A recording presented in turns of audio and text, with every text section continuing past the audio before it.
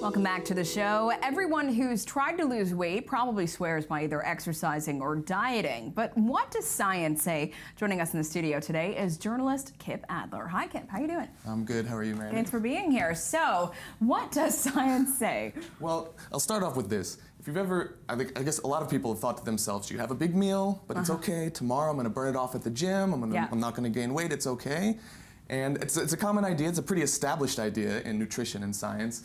The more calories you burn, it has to be greater than the calories you take in. Then you lose weight. Right. But I'm holding in my hand. Oh, there it is. This month's edition, American. Scientific American. And it's kind of throwing a wrench in that whole idea. It's basically saying that it doesn't matter the amount of physical activity that you do, that it's going to balance out somehow, and your average calories burned for the day is going to be the same, no matter how active you are. Really? So, I mean, it's counterintuitive, right? Yeah. Like, from my experience, it seems strange, and I'm honestly a little bit skeptical. My wife's studying nutrition, and I'm like, I don't believe it. I'm not there yet. Yeah. But that's what the science is saying. And they honestly, they don't know why. Which, for me, I think is one of the beautiful things about science, is that you're asking questions, and it's like, okay, this is where it's pointing us, but we don't know the answer yet, so we have to ask more questions. We got to figure it out. Yeah. But they've studied different hunter-gatherer tribes that are still, living in the lifestyle like our ancestors.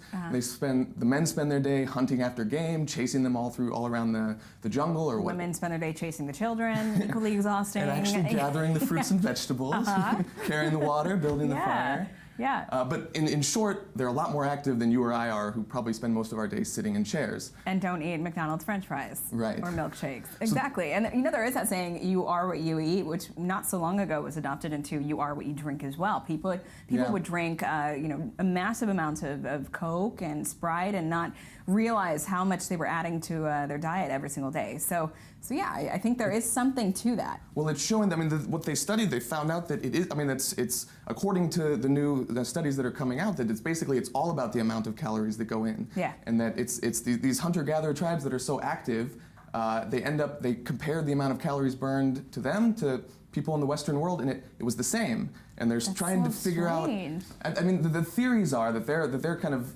speculating, and they're wanting to research, is that all the different processes, the circulatory system, or our immune system, keeping, all the different things in our body, that maybe we compensate by those become more efficient, so we burn less calories in those systems, and they're just, it's just a process of figuring out how to do it. That's really interesting. Exercise is still very healthy. We're not saying it's good for aging. It's good for don't move.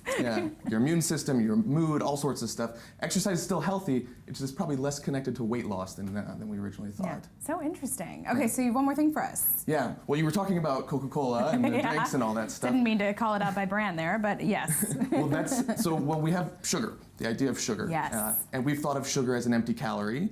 And there's a lot of studies now showing the connection between sugar and heart disease. Yeah. But the crazy thing is that we knew this in the 1960s already.